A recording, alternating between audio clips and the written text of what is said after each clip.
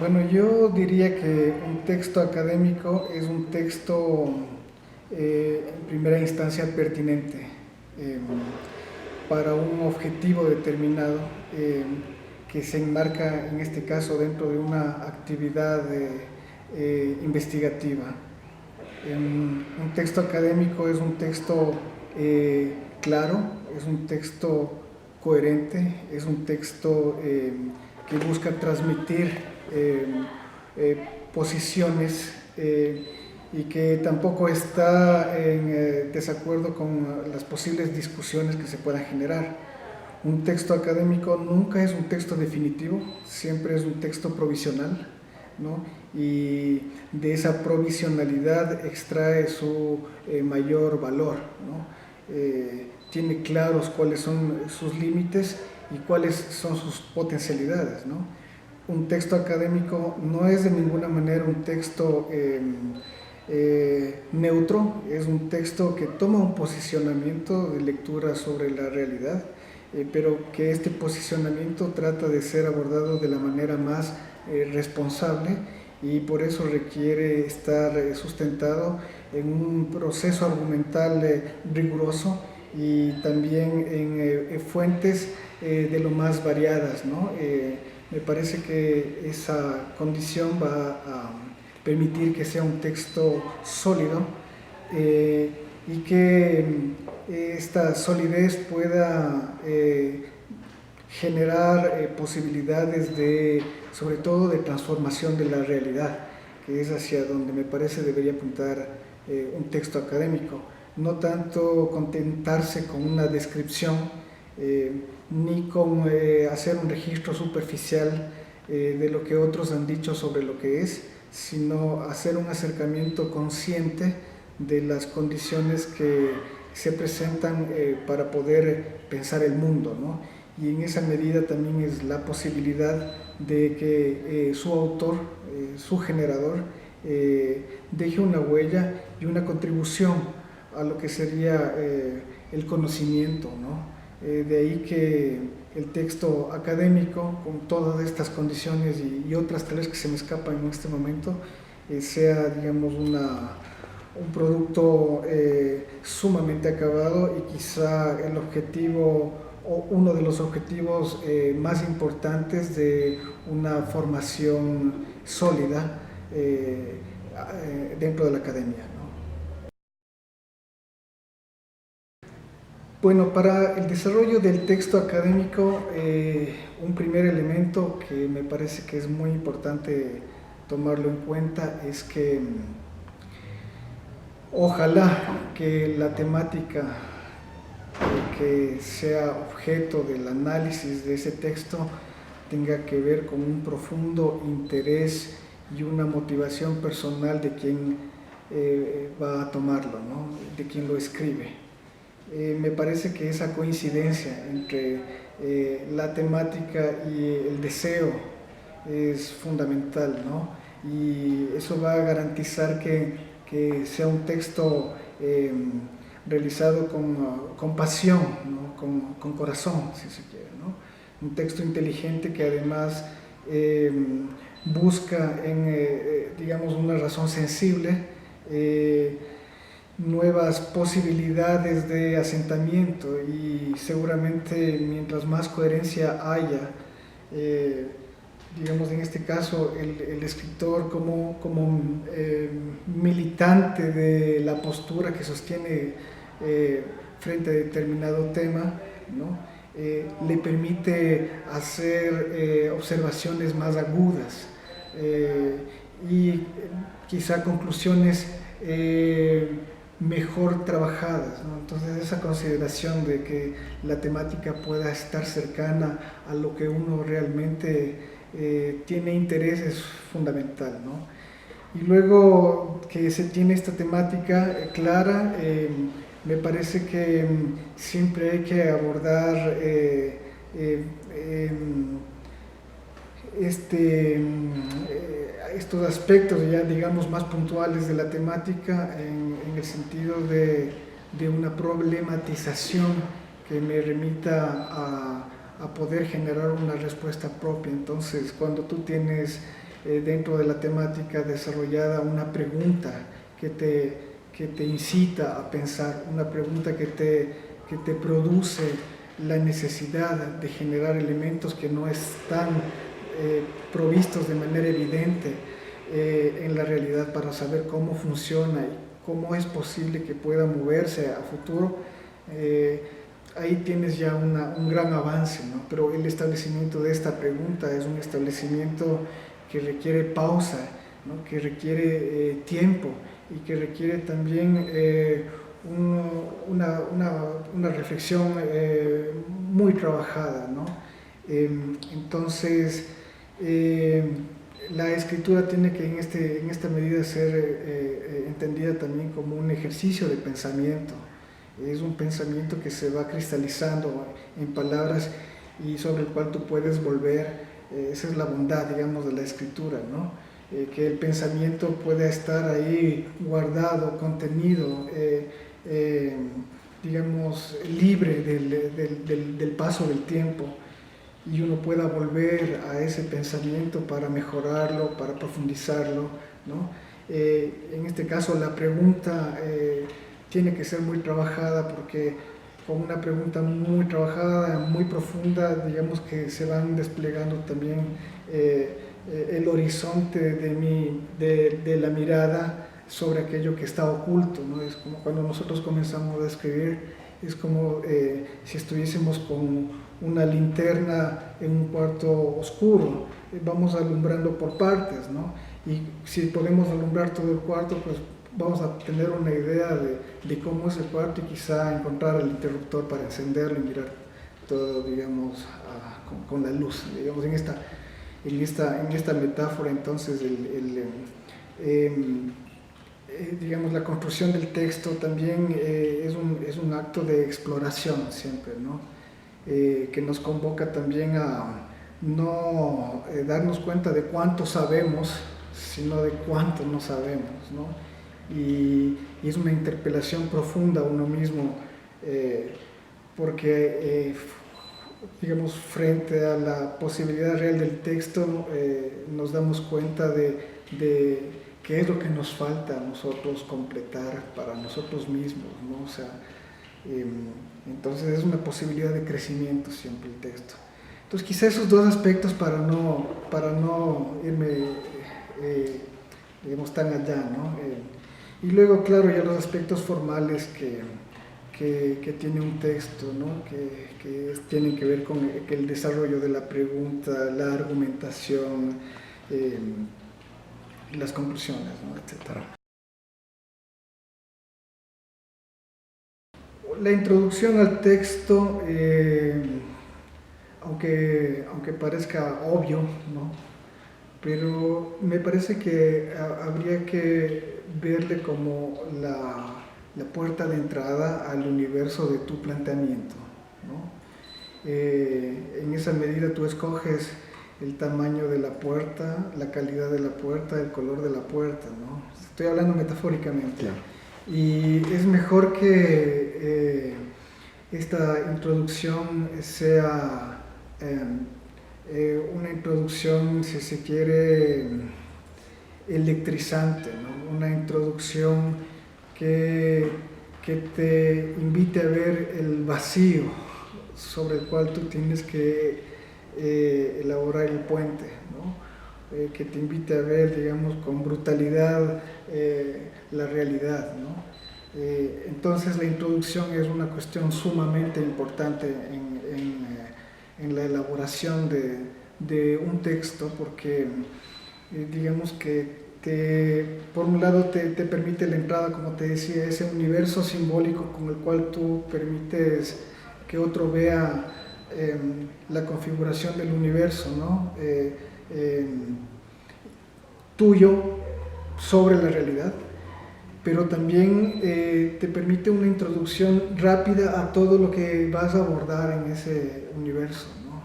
Entonces tiene doble función, ¿no? En la medida en que te introduces al universo, pero también en la medida en que te introduces a la temática de la cual tú vas a hablar, ¿no?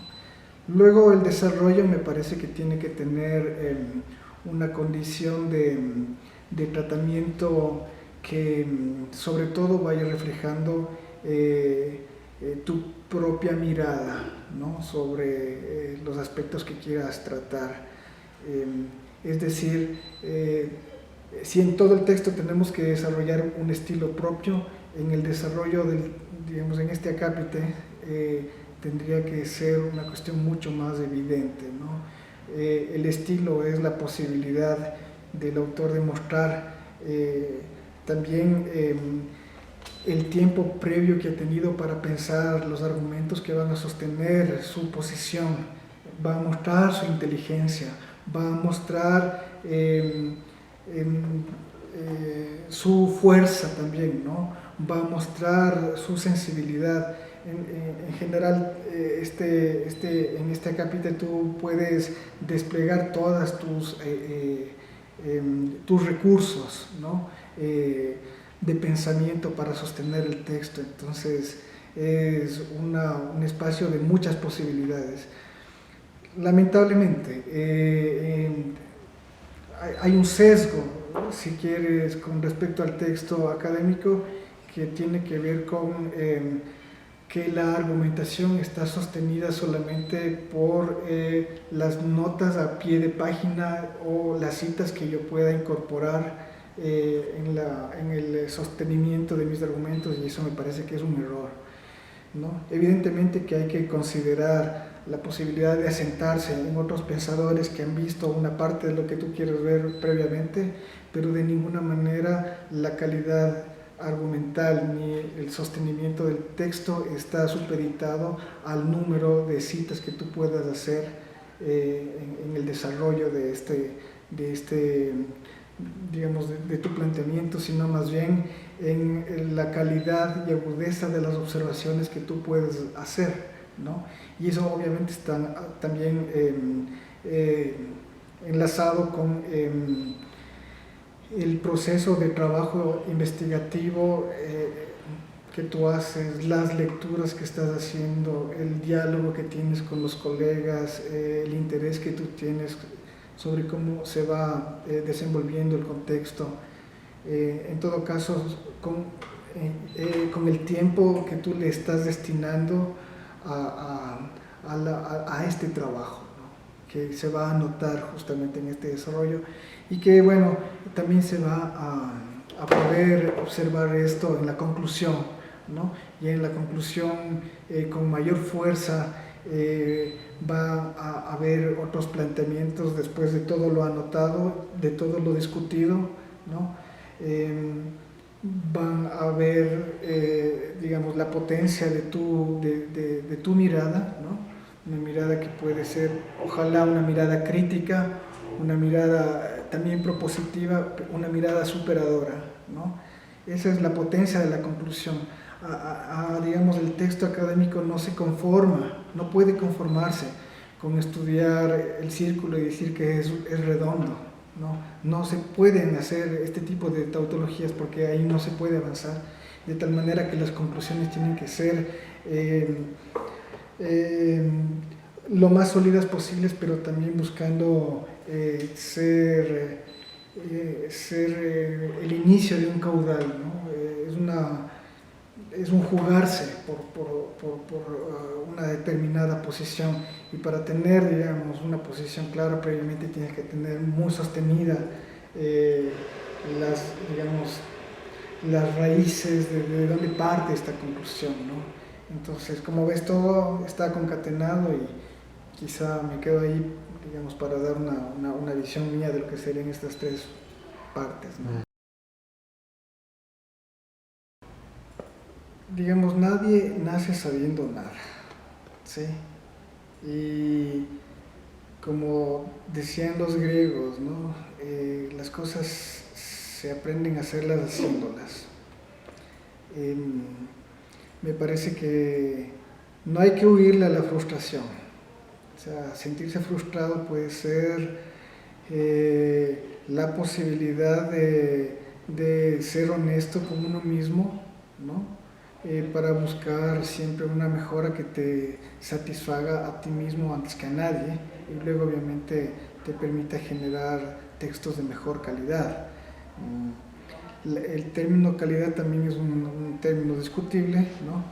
Podríamos referirnos a esto en la segunda parte de la pregunta. Lo que quiero decir es que asumamos, digamos, con responsabilidad y con honestidad nuestros propios límites, ¿no? No siempre vamos a escribir cosas que le agraden a otro, a otra, ¿no? Y a veces el otro tiene suficientes buenas razones para decir que nuestro texto no es lo suficientemente bueno. Y no debemos preocuparnos por sentirnos frustrados, al contrario, en este ejemplo que te doy, pues no habría nada más saludable para bajarnos de ese ego de que siempre vamos a hacer las cosas bien y no podemos tener el chance de mejora, ¿no? De cambio. Entonces me parece que la frustración es importante en la medida en que te permite construirte a ti mismo, ¿no?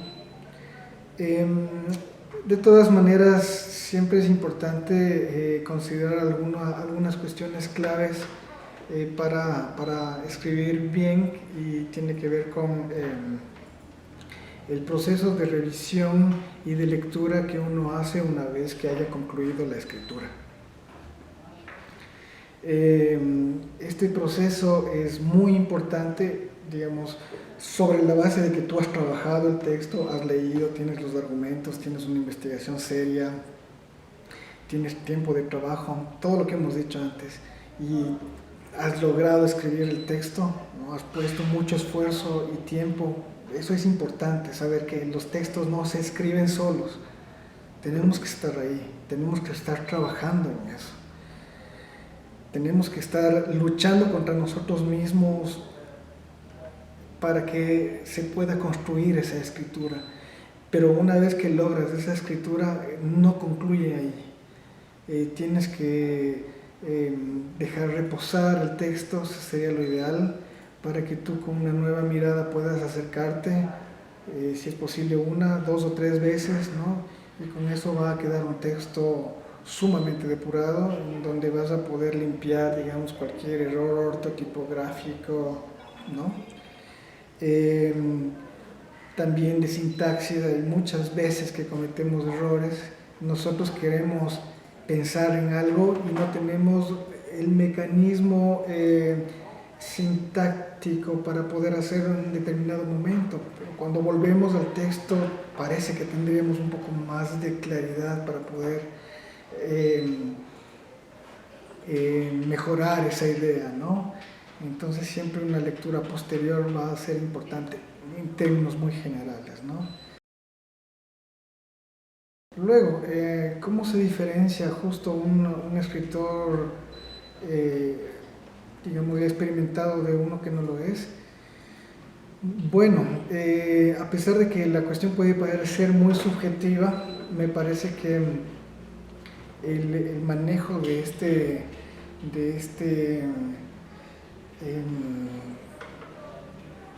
código que nosotros tenemos, que es el código del lenguaje, ¿no? Y sobre todo del lenguaje escrito, se va perfeccionando cuando nosotros vamos escribiendo más, ¿no? No es como un dibujo que podrías decir, este dibujo se parece más a la realidad que este dibujo que se parece menos porque es de un dibujante que recién empieza, mientras que este dibujo es de un dibujante experto, ¿no? Que puede con mucha más claridad esbozar los trazos y llegar a la figura, ¿no? En el texto más bien se trata de un manejo de narrativas, ¿no? Y digamos, la posibilidad de generar narrativas tiene que ver también con la posibilidad de lectura de esas narrativas, la posibilidad de manejos también y de idearios, ¿no? La remisión a un determinado aspecto del pensamiento, pero eso se logra, digamos, con mucho trabajo previo, ¿no? Además, obviamente, de todo el uso de herramientas textuales que te dan cuenta de una agudeza, pero al mismo tiempo de una simplicidad en cuanto a mostrar un texto, ¿no? Me parece que debemos trabajar mucho en el tema de la perspectiva que nosotros le damos, el pensamiento que enmarca todo nuestro escrito. Eso va a ser sumamente importante y me atrevería a decir que esa es la condición fundamental, ¿no?, entre un escritor experimentado y uno que no lo es que el escritor experimentado tiene un proyecto ideológico, si quieres, detrás de ese texto que te engancha y que tú lo puedes ver una vez que hayas acabado de leer el texto, ¿no? Y a veces incluso cuando hayas acabado de leer toda la obra. Entonces, en la medida en que tengamos ese proyecto claro, que posiblemente es un proyecto personal propio, pero también es un proyecto político, un proyecto de transformación de la sociedad, de crecimiento personal, de crecimiento comunitario, un proyecto de generación de valores, en el sentido de valores plenamente humanistas, ¿no?, o de otros también. La escritura siempre es un elemento que revela nuestros principios, nuestros valores. Ojalá que estén ligados a la perspectiva de buen vivir, a la perspectiva de la democracia, de igualdad, de la justicia, de la libertad. Y no escribamos para la sumisión, para la opresión, ¿no? Para mí la escritura tiene que ver con ese acto de reivindicación y de emancipación de la humanidad, pero no solamente la escritura, es la adecuada lectura, y por eso quizá un mensaje final para todos es que la única forma de hacer escuela de pensamiento, una escuela que trascienda el tiempo y que deje una huella histórica en el país y en la humanidad, es generar una comunidad de pensamiento, una comunidad de aprendizaje, y eso implica leernos, escribirnos, leernos, conocernos, respetar lo que nosotros pensamos, ¿no?, apreciar lo que estamos haciendo aquí, ¿no? Y ese pasa por este ejercicio que es el ejercicio clásico de la academia, y más de un ejercicio docente comprometido con la transformación social, de generar procesos de escritura y de lectura que puedan visibilizar nuestras prácticas, visibilizar nuestros anhelos, visibilizar nuestros errores también. Son errores históricos, nosotros somos seres atravesados por la historia, ¿no? En fin, ese ejercicio honesto pero comprometido, de decir queremos, a través de la educación, cambiar la sociedad.